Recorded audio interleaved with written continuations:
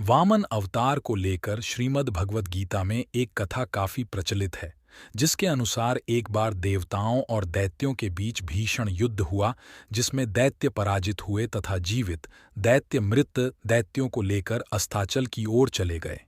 दैत्यराज बलि इंद्र वज्र से मृत्यु को प्राप्त हो गए। तब दैत्यराज गुरु ने अपनी मृत संजीवनी विद्या से दैत्यराज बलि को जीवित कर दिया, साथ ही अन्य दैत्यों को भी जीवित और स्वस्थ कर दिया। इसके बाद गुरु शुक्राचार्य ने राजा बलि के लिए एक यज्ञ का आयोजन किया और अग्नि से एक दिव्य बाण और कवच प्राप्त किया। दिव्य बाण की प्राप्ति के बाद राजा बलि स्वर्ग लोक पर एक बार फिर आक्रमण करने के लिए चल दिए। असुर सेना को आते हुए देख इंद्रराज समझ गए कि इस बार देवता गण असुरों का सामना नहीं कर पाएंगे। ऐसे में देवराज इंद्र सभी देवताओं के साथ स्वर्ग छोड़कर चले गए। परिणामस्वरूप स्वर्ग पर राजा बलि का आधिपत्य स्थापित हो गया और दैत्य गुरु शुक्राचार्य ने राजा बलि के स्वर्ग पर अचल राज के लिए अश्वमेध यज्ञ का आयोजन करवाया। देवराज इंद्र को राजा बलि की इच्छा के बारे में पहले से ही झांक था और यह भी पता था कि यदि राजा बलि का यज्ञ पूरा हो गया तो दैत्यों को स्वर्ग से कोई नहीं निकाल सकता। ऐसे में सभी देवी देवता काफी चिंतित हो गए और श्री हरि भगवान विष्णु के शरण में जा पहुंचे। इंद्रदेव ने अपनी पीड़ा बताते हुए श्री हरि से सहायता के लिए विनती की।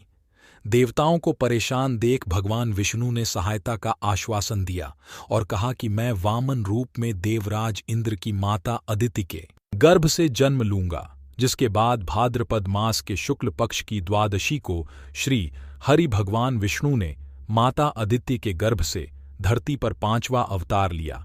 उनके ब्रह्मचारी रूप को देखकर सभी ऋषि मुनि व देवी देवता प्रसन्न हो गए तथा सभी ऋषि मुनियों ने अपना आशीर्वाद दिया और वामन एक बौने ब्राह्मण का वेश धारण कर राजा बलि के पास जा पहुंचे।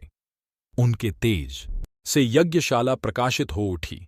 यह देख बलि ने उन्हें आसन पर बिठाकर आदर सत्कार किया और भेंट मांगने को कहा।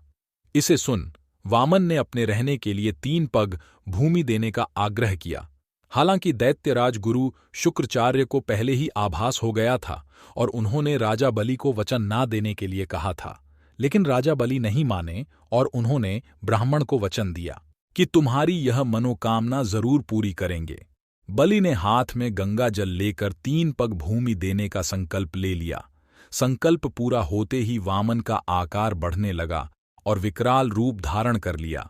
उन्होंने एक पग में पृथ्वी, दूसरे पग में स्वर्ग तथा तीसरे पग में दैत्यराज बलि ने अपना मस्तक प्रभु के चरणों के आगे रख दिया।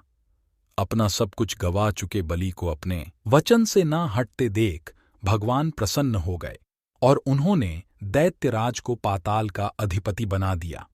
अगर आपको ये कथा अच्छी लगी हो तो शेयर करें